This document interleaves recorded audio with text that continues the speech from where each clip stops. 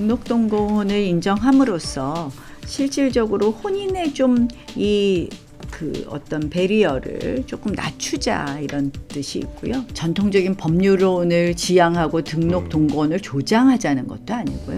사회의 트렌드라든지 사람들의 인식의 변화에 따라서 또 하나의 선택지를 만들어 드리고 그것을 통해서 조금 이 출산에도 도움이 되고 오히려 그냥 사는 사실혼보다 또 이런 제도 밖에 있는 것보다 이런 제도로 인한 것이 오히려 또 보호가 더 강하게 될 수 있다고 생각을 합니다. 안정적인 부분도. 이게 모든 외국인 근로자들을 차등하자는 건 아니고 E9 비자로 혼자 들어와 있는 외국인 근로자들을 이야기하고 있습니다.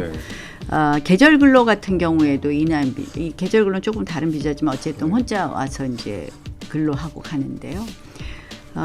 실질적으로 이제 어차피 한국인이 안 하는 부분을 담당하는 것이기 때문에 우리나라 국민들의 일자리를 빼앗아갈 부분은 없고, 근데 또 중요한 직역 중에 하나가 저출산 고령화 시대에 가사도우미하고 간병인입니다.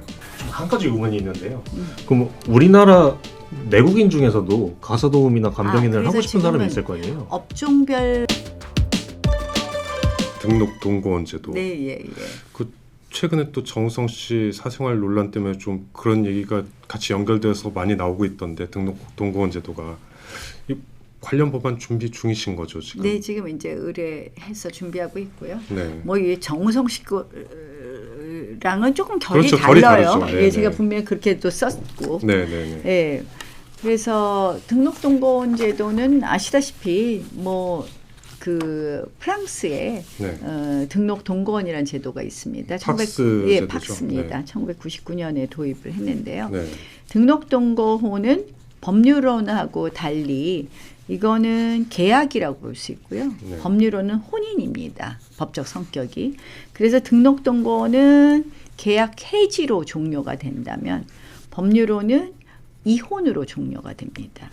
그리고 등록동거혼은 당연히 계약이기 때문에 일방이 이제 해지 신고하면 끝인 거고요. 그리고 나서 당연히 위자료나 재산 분할이 없는 것이고 법률혼은 위자료와 재산 분할이 있습니다. 요새 젊은 분들이 동거 후 혼인 신고를 하는 트렌드도 상당히 높아지고 있고요. 그리고 이 이혼 절차라든지 또는 이혼 후에 위자료나 재산 분할 관련해서 굉장히 부담스러워하는 부분이 있습니다. 그래서 등록동거혼을 인정함으로써 실질적으로 혼인의 좀 어떤 배리어를 조금 낮추자 이런 뜻이 있고요. 사실상 프랑스의 경우에도 등록동거혼의 70% 가까운 사람들이 법률혼으로 이행이 됩니다. 30% 정도가 해지가 되고, 그렇다면 이런 제도를 통해서 우리가 좀 혼인의 배리어를 낮춰서 좀 초산 연령도 낮출 수 있지 않나. 왜냐하면 지금 36세부터 40세의 초산 인구가 26세부터 30세의 초산 인구보다 더 많습니다. 그러니까 둘째 아이를 아예 못 낳게 되는 거죠. 그래서 그런 어떤 저출산을 조금 극복하는 데도 도움이 되는 이유가 그런 제도일 수도 있고요. 물론 이거 하나로는 안 되겠죠. 그렇죠. 지금 아이를 낳았을 때 뭐 국가에서 지금도 지원이 되긴 하지만 그 지원 하나만으로 아이를 갖자는 생각을 갖지는 않거든요. 네, 그렇죠. 신혼부부나 아니면 젊은 층이.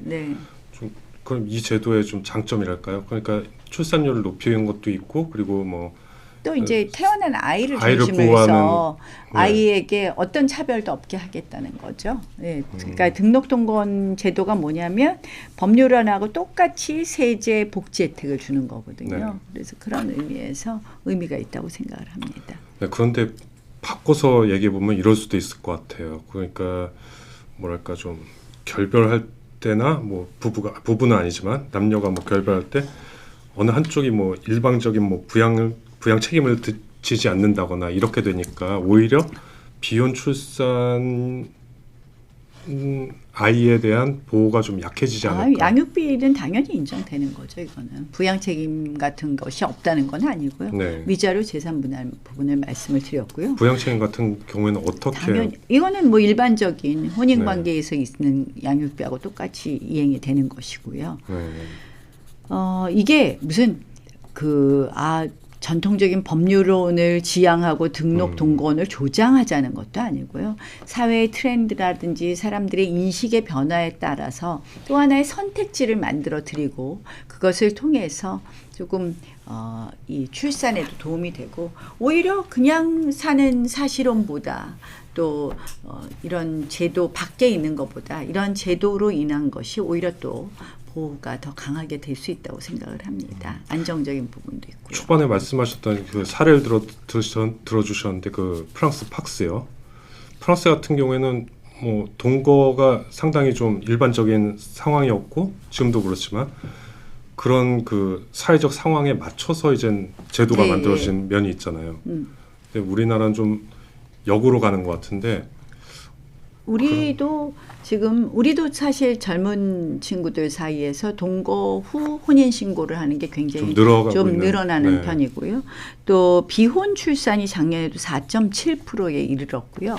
2014년보다 2024년 조사를 했더니 그 혼인하지 않고 아이를 출산해도 좋다라는 비율이 30%대에서 40%로 늘었습니다. 결국 이런 사회의 인식의 변화를 좀 담아주는 새로운 제도를 하나 담을 수 있는 제도를 만들어 주자. 이거는 사회 변화에도 어느 정도 저는 부응한다고 생각을 합니다. 네.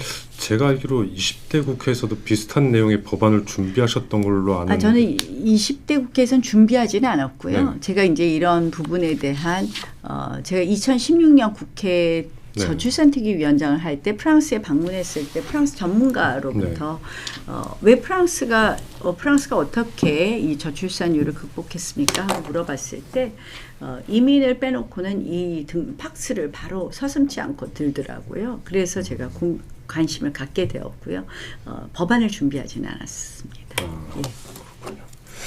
알겠습니다. 그리고 그 오늘 첫 질문에 그 얘기도 하셨어요. 외국인 근로자 최저임금 구분 적용 필요하다고 하셨는데 그 반대로 이런 얘기도 나와요. 그 외국인이 꼭 필요한 우리나라 내국인의 기피 직종 있잖아요. 뭐 예를 들면 건설이나 아니면 농촌에서 과수를 수확한다거나 계절 근로자. 네, 그런 일들이 있는데 외국인 근로자들이 차등 적용이 되면 외국인 근로자들이 그 일을 회피할 수도 있고요. 오히려 그리고 반대로 이제 내국인 근로자들의 일자리가 사라질 수도 있다라는 이제 뭐 우려가 나오는데 어떻게 그런 부분에 대해서는 어떻게 생각하시나요? 모든 외국인 근로자들을 차등하자는 건 아니고 E9 비자로 혼자 들어와 있는 외국인 근로자들을 이야기하고 있습니다. 계절 근로 같은 경우에도 이 계절 근로는 조금 다른 비자지만 어쨌든 혼자 와서 이제 근로하고 가는데요. 실질적으로 이제 어차피 한국인이 안 하는 부분을 담당하는 것이기 때문에 우리나라 국민들의 일자리를 빼앗아갈 부분은 없고 이제 이런 얘기를 해요. 이거 하자 그러면 ILO 협약 때문에 안 된다. 근로기준법이라든지 노동관계법에 따라서 외국인에 대해서는 차별할 수 없다 이렇게 얘기를 합니다. 국내법은 당연히 고칠 수 있다고 생각을 하고요.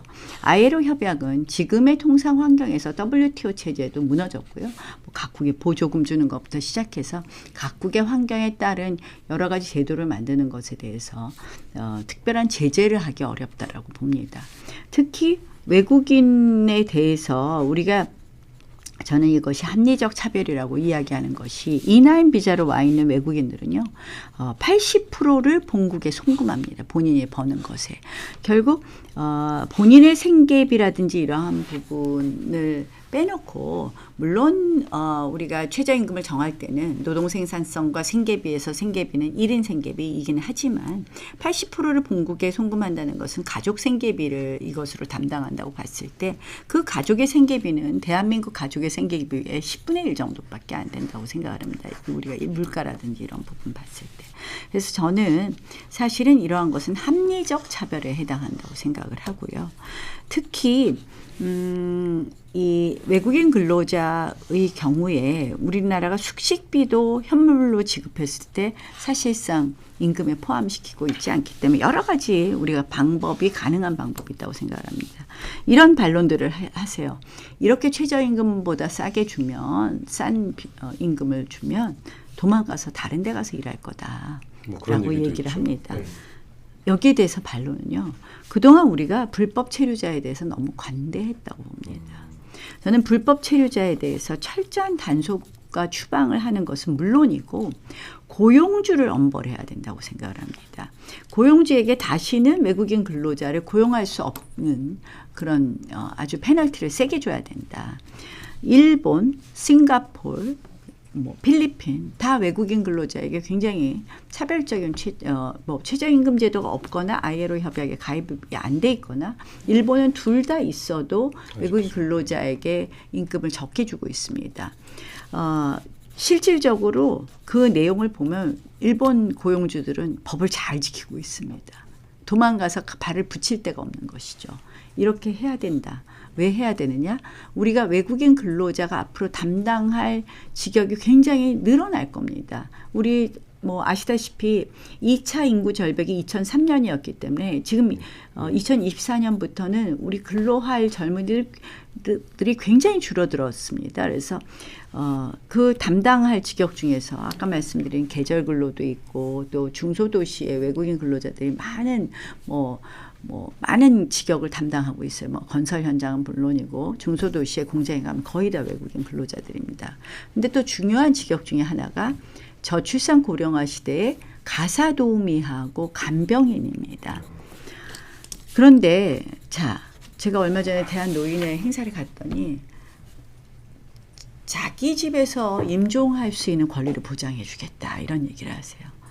지금 어르신들을 할 수 없이 요양원으로 모시는 그런 가정이 많이 있습니다. 그거는 감당할 수가 없어서입니다. 그래서 가사도우미나 간병인이 모든 국민이 접근할 수 있는 받을 수 있는 서비스가 된다면 우리 국민들의 삶의 질이 높아질 거라고 생각을 합니다. 서울시의 가사도우미는 잘못 들여온 제도입니다. 첫 번째, 일단 직종을 잘못 구분해서 들여왔습니다. 하우스 헬퍼가 아니라 케어 기버로 직종을 분류해서 들여와서 임금이 굉장히 높을 수밖에 없습니다. 그리고 일단 이제 최저임금이 그대로 적용이 되었고요. 그래서 저는 가사도우미, 간병인 등의 서비스를 국민 누구나 접할 수 있는 서비스로 만들기 위해서도 이건 너무나 필요하다라고 생각을 합니다. 좀 한 가지 의문이 있는데요. 그럼 우리나라 내국인 중에서도 가사도우미나 간병인을 하고 싶은 사람이 있을 거 아니에요? 업종별 구분을 하게 되면 내국인의 경우에도 최저임금이 적게 되겠지만 저는 내국인의 가사도우미 간병인 서비스는 외국인에 비해서 훨씬 생산성이 높다라고 보기 때문에 업종별 차별을 하지 말고 외국인 E9 비자로 혼자 와서 근무하는 외국인의 경우에 그렇게 차별을 하자는 것입니다. 그러면 사용하는 국민도 약간 차별이 생기지 않을까요? 그러니까 좀 가격이 싼. 아니 그래도 네. 그거를 업종별까지 구별을 하게 되는 경우에는 한국인에게 또 부당하게 또 저임금을 받게 하는 것이 있기 때문에 그거는 뭐 그럼에도 불구하고 나는 외국인이 더 편할 수도 있을 수도 있고요. 그거는 뭐 다른 의미가 아니라 그런 의미의 합리적 차별이 가능하다라는 얘기였습니다. 여건이 되는 분들은 한국인 근로자를 고용하고 뭐 여건이 되는 분도 필리핀 가사도우미가 영어하게 되면 더 좋다고 필리핀 가사도우미 서비스를 받을 수도 있다고 생각합니다. 네, 알겠습니다. 아마 그 직종으로 다 최저임금을 낮추자고 하면 한국인 근로자들의 반발이 상당히 있을 거라고 생각합니다. 알겠습니다. 이거는 요즘에 많이 나온 얘기라서 또 한번 질문 드리고 넘어갈게요. 명태균 씨 얘기가 많이 좀 요즘엔 좀 잠잠해졌지만 그 저번 서울시장 보궐선거